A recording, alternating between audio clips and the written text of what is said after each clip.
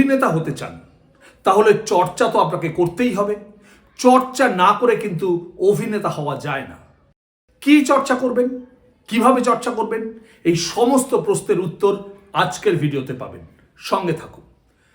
নমস্কার বন্ধুরা, আপনি আছেন আপনার একান্ত নিজস্ব অভিনয় চর্চা কেন্দ্র অভিনয়ের হাতেখড়িতে, আর আমি অভিনেতা বিধান দাস আপনার অভিনয় চর্চার সঙ্গে আপনাকে স্বাগত জানাই।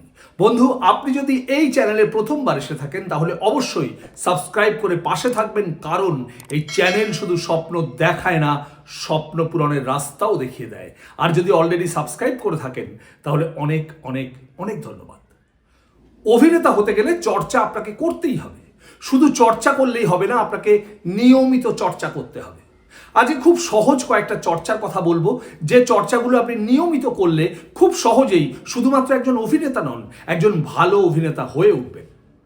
চর্চা নাম্বার 1, দম বাড়ানোর চর্চা। হ্যাঁ বন্ধু, অভিনেতা হতে গেলে আপনাকে দম বাড়াতেই হয়। চর্চাটা কি? পূরক, কুম্ভক, রেচক, সংক্ষেপে পুকুরে। পূরক মানে আপনি দম নেবেন, কুম্ভক মানে দমটাকে হোল্ড করবেন, আর রেচক মানে হচ্ছে দমটাকে আস্তে আস্তে ছেড়ে দেবেন।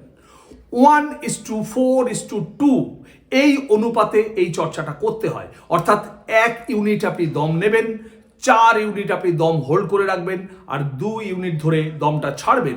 অর্থাৎ আপনি 5 সেকেন্ড দম নেবেন, 20 সেকেন্ড দম হোল্ড করে রাখবেন, আর 10 সেকেন্ড ধরে দমটা ছাড়বেন। 5 সেকেন্ড ধরে আপনি দমটা নিলেন, 20 সেকেন্ড আপনি দমটা হোল্ড করবেন, তারপরে 10 সেকেন্ড ধরে আস্তে আস্তে আস্তে আস্তে দমটা ছাড়বেন। এই পূরক, কুম্ভক, রেচক এই চর্চাটা হলো একজন অভিনেতার দম বাড়ানোর বেসিক চর্চা। চর্চা নাম্বার 2, ক্যামেরার সঙ্গে বন্ধুত্ব করতে হবে। সেটা কিভাবে? বন্ধু, বাড়িতে মোবাইল ক্যামেরা চালিয়ে তার সামনে আপনাকে অনর্গল কথা বলে যেতে হবে। অর্থাৎ ক্যামেরার সামনে আপনাকে অনর্গল কথা বলার অভ্যেস করতে হবে। বহু অভিনেতা অভিনেত্রী আছেন যারা ক্যামেরা দেখলেই সংলাপ ভুলে যান। আপনি নিয়মিত ক্যামেরার সামনে কথা বলে বলে এই ভয়টা খুব সহজেই কাটিয়ে ফেলতে পারেন। চর্চা নাম্বার 3, ক্যামেরার সামনে মনোলগ চর্চা। হ্যাঁ বন্ধু, একটা মনোলগ নিন, সেটা খুব ভালো করে মুখস্থ করুন, তারপরে মোবাইল ক্যামেরার সামনে অভিনয় করুন, তারপর নিজেই দেখুন কোথায় ভুল হচ্ছে, সেটা কারেকশন করুন, করে আবার আপনি মোবাইল ক্যামেরার সামনে সেই মনোলগটা অভিনয় করুন। যে কোনো জায়গা থেকে আপনি মনোলগ নিতে পারেন, আপনার প্রিয় কোনো অভিনেতার মনোলগ নিতে পারেন, কোনো নাটক থেকে সংলাপ নিতে পারেন, অথবা ইউটিউবে প্রচুর মনোলগ পাওয়া যায়, সেখান থেকে নিতে পারেন। যে কোনো জায়গা থেকে একটা মনোলগ নিন, খুব ভালো করে মুখস্থ করুন, তারপরে বারংবার মোবাইল ক্যামেরার সামনে সেই মনোলগটা অভিনয় করুন।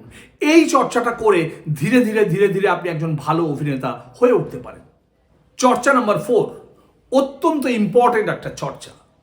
বন্ধু, যে কোনো একটা 1 লাইনের সংলাপ নিন, তারপর সেই সংলাপটাকে মোবাইল ক্যামেরার সামনে আলাদা আলাদা ইমোশনে অভিনয় করুন। হ্যাঁ বন্ধু, 1 লাইনের একটা সংলাপ নিন, তারপরে আলাদা আলাদা ইমোশনে মোবাইল ক্যামেরার সামনে অভিনয় করুন। আপনি জানেন যে 9টা ইমোশন আছে, আপনি যে কোনো 5টা ইমোশনকে বেছে নিন, তারপরে একটা 1 লাইনের সংলাপকে, একই সংলাপকে ওই 5টা আলাদা আলাদা ইমোশনে মোবাইল ক্যামেরার সামনে অভিনয় করুন। ধরুন আপনি রাগ নিতে পারেন, আনন্দ নিতে পারেন, দুঃখ নিতে পারেন, ঘৃণা নিতে পারেন, আপনার পছন্দ মতো 5টা ইমোশন বেছে নিন, তারপরে যে কোনো একটা 1 লাইনের সংলাপকে ওই 5টা আলাদা আলাদা ইমোশনে মোবাইল ক্যামেরার সামনে নিয়মিত অভিনয় করুন। এই চর্চাটা যদি আপনি নিয়মিত করেন তাহলে খুব সহজেই আপনি একজন ভালো অভিনেতা হয়ে উঠতে পারেন।